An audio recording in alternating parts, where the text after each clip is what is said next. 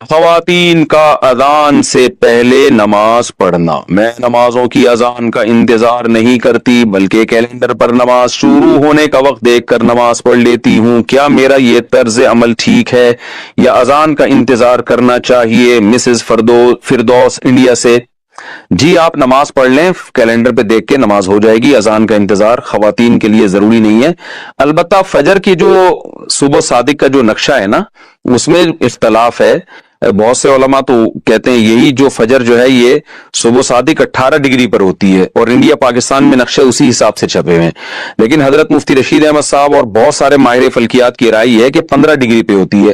تو انڈیا، پاکستان، بنگلہ دیش، برما میں وہ 15 ڈگری جو فجر ہے وہ موجودہ نقشوں کے کم سے کم 15 سے 20 منٹ کے بعد شروع ہوتی ہے۔ تو آپ فجر میں یہ احتیاط کر لیں کہ جو فجر میں صبح صادق کا ٹائم لکھا ہوا ہے اس سے 20 منٹ کے بعد آپ فجر پڑھ لیں۔ باقی نمازوں میں جیسے ہی وقت داخل ہو آپ پڑھ لیں، کوئی حرج نہیں ہے۔ کیا اذان کے دوران نماز پڑھ سکتے ہیں؟ اذان ہو رہی ہو تو نماز پڑھ سکتے ہیں یا کچھ دیر ٹھہر کر نماز پڑھنی چاہیے؟ مریم نواز۔ پڑھ سکتے ہیں نماز، لیکن افضل یہی ہے کہ اذان سن لیں، اطمینان سے اذان سن کے اس کا جواب دیں، پھر اذان کی دعا پڑھیں، اس کے بعد نماز پڑھیں۔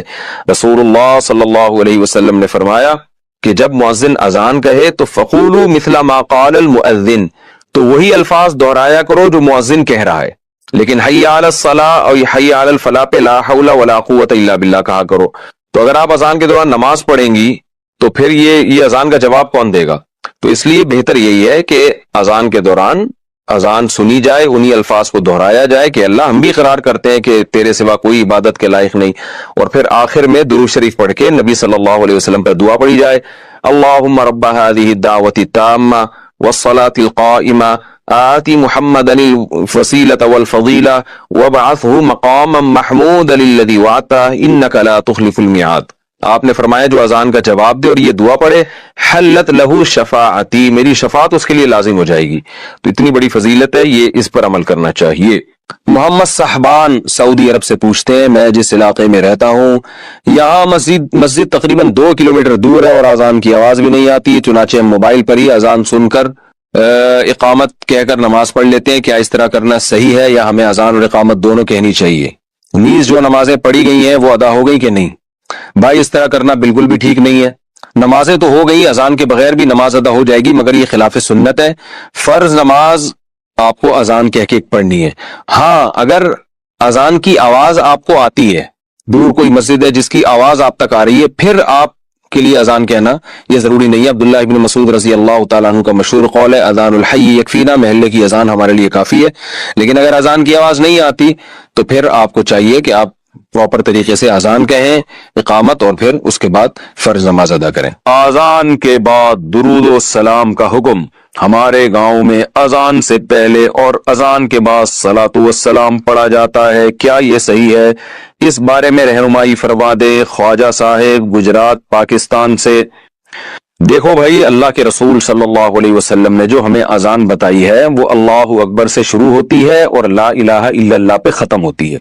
اس سے پہلے بلند آواز سے اسپیکر پہ درود پڑھنا یا اس کے بعد بلند آواز سے اسپیکر پہ درود پڑھنا، یا یعنی بلند آواز سے پڑھنا چاہے وہ اسپیکر پہ ہو یا بغیر اسپیکر کے، یہ آپ صلی اللہ علیہ وسلم سے ثابت نہیں ہے۔ صرف اتنا ثابت ہے کہ جب اذان ختم ہو تو نبی صلی اللہ علیہ وسلم کی ترغیب ہے کہ درود شریف پڑھو اور اس کے بعد یہ دعا پڑھو، اللہم رب هذه الدعوة التامة والصلاة القائمة آت محمدا الوسیلة والفضیلہ وابعثه مقاما محمودا الذی وعدته انک لا تخلف المیعاد۔ بس اتنا پڑھا جائے گا۔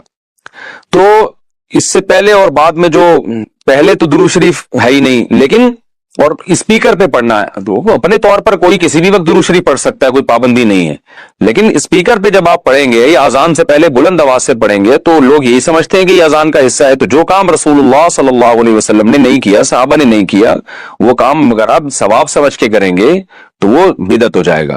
لوگ کہتے ہیں اس میں حرج کیا ہے، درود شریف ہی پڑھ رہے ہیں نا اور کوئی غلط کام تھوڑی کر رہے ہیں۔ تو میں ان سے ایک سوال پوچھتا ہوں کہ اچھا ٹھیک ہے، جب اذان ختم ہوتی ہے لا الہ الا اللہ پہ تو آپ ساتھ میں محمد رسول اللہ بھی لگا دیا کریں بلند آواز سے، یعنی مؤذن کو حکم دے لا الہ الا اللہ محمد رسول اللہ۔ ظاہر ہے جب مؤذن یہ الفاظ پڑھے گا تو اس سے پوچھیں گے نا بھائی اذان تو لا الہ الا اللہ پہ ختم ہو رہی ہے، تو تم نے محمد رسول اللہ صلی اللہ علیہ وسلم، یہ محمد رسول اللہ تم نے کیوں لگایا؟ تو وہ کہے گا بھائی اس میں حرج کیا ہے، میں غلط تو نہیں کہہ رہا، لا الہ الا اللہ کا مطلب کوئی اللہ کے سوا عبادت کے قائل نہیں، تو ہم اس کے بھی قائل ہیں کہ محمد صلی اللہ علیہ وسلم اللہ کے رسول ہے، تو میں نے کہہ دیا تو پابندی تو نہیں ہے نا شریعت میں محمد رسول اللہ پڑھنے پر؟ ہم کہیں گے واقعی محمد رسول اللہ پڑھنے پر پابندی نہیں ہے بلکہ ترغیب ہے، لیکن اس موقع پہ نہیں ہے، اس کے علاوہ کسی اور موقع پہ آپ پڑھیں۔ تو یاد رکھیں جیسے اذان جہاں ختم ہو رہی ہے لا الہ الا اللہ پہ، تو ختم کرنے میں جب ہم قرآن و سنت کو فالو کر رہے ہیں تو اذان جہاں سے شروع ہوتی ہے تو شروع کرنے میں فالو کیوں نہیں کرتے؟ اس میں اپنی طرف سے کیوں ہم نے درود شریف بڑھا دیا ہے؟ تو اس لیے یہ عمل غلط ہے، اس سے اجتناب کرنا چاہیے۔ نماز کے ممنوع اوقات کون کون سے ہیں؟ نفل نماز کے ممنوع اوقات کون کون سے ہیں؟ طاہر انصاری فرانس سے۔ دیکھیں نماز کے جو ممنوع اوقات ہیں، ایک تو یہ ہے کہ سورج کا ذرا سا کنارہ نکل جائے، یعنی جو جب فجر کی نماز قضا ہوتی ہے نا جس ٹائم پہ سورج ذرا سا نکل جائے تو اب مکروہ وقت شروع ہو گیا، جب تک کہ وہ ایک نیزے تک نہیں پہنچ جاتا، یعنی اس اتنا بلند نہ ہو جائے کہ اس کی میں جو ہے نا تھوڑی سی چمک پیدا ہو جائے، جو پاکستان اور ہندوستان میں تقریباً 15 سے 20 منٹ کا ٹائم ہوتا ہے یہ، اور دوسرے ملکوں میں زیادہ بھی ہو سکتا ہے، ناروے میں ہو سکتا ہے بہت ہی زیادہ ہو، لیکن وہاں کے حکام الگ ہیں۔ تو یعنی سورج میں تھوڑی سی تیزی پیدا ہو جائے تو اس وقت پھر آپ نماز پڑھ سکتے ہیں۔ دوسرا مکروہ وقت ہے جب سورج بالکل سر پہ پہنچ جائے، جس کو زوال کا وقت کہتے ہیں، تو یہ تقریباً 10 منٹ کا ہے، یعنی اگر ٹائم لکھا ہے نا زوال کا وقت 12:30 تو سمجھ لیں کہ 12:25 سے 12:35 تک مکروہ وقت ہے، یعنی 5 منٹ پہلے اور 5 منٹ بعد میں۔ اور جب سورج غروب ہونے لگتا ہے تو جب غروب ہونے کے قریب پہنچ جائے گا، یعنی غروب ہونے سے ہندوستان پاکستان میں تقریباً 15 سے 20 منٹ پہلے، جب اس میں کی تیزی میں کمی پیدا ہو جائے، یعنی سورج کی چمک باقی نہ رہے، تو غروب ہونے سے 15-20 منٹ پہلے تک یہ ایسا ہوتا ہے، تو اس وقت بھی مکروہ وقت شروع ہو جاتا ہے، اس وقت بھی کوئی نماز نہیں پڑھ سکتے جب تک سورج مکمل غروب نہ ہو جائے۔ البتہ اس دن کی عصر اگر نہ پڑی ہو تو پھر پڑھیں گے آپ، کیونکہ عصر کا وقت باقی رہتا ہے، اگرچہ مکروہ ہے عصر کو اتنی دیر تک تاخیر کرنا گناہ ہے، لیکن بہرحال وہ والی عصر آپ کو پڑھنی پڑے گی اس دن کی، اس کے علاوہ کوئی نماز نہیں پڑھ سکتے آپ۔ تو یہ 3 اوقات مکروہ ہے، اس کے علاوہ کوئی وقت مکروہ نہیں ہے۔ ناخن کاٹنے کا سنت طریقہ کیا ہے؟